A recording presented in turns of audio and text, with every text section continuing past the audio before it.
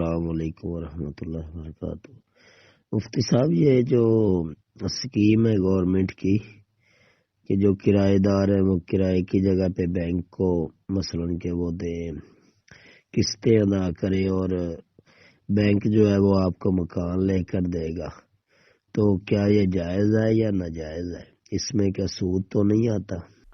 وعلیکم السلام ورحمۃ اللہ وبرکاتہ۔ بھائین، خالصتاً سود ہے یہ بینک کوئی بھی ایسا قرض نہیں دیتا کسی کو جس میں سود نہ ہو۔ بینکوں کا سارا سسٹم سود پر مبنی ہے اور یہ سودی کاروبار ہی کرتے ہیں، سود کے بغیر ان کا کوئی کاروبار نہیں ہوتا۔ باقی رہی یہ بات کہ اگر آپ سود کا نام کرایہ رکھ لیں تو کیا کسی چیز کا نام چینج کرنے سے اس کی حقیقت بھی بدل جایا کرتی ہے؟ یہ انہوں نے سود کا نام رینٹ رکھ لیا ہے اور سود کا نام رینٹ رکھنے سے وہ رینٹ نہیں بنتا، اس لیے یہ بات 100% غلط ہے۔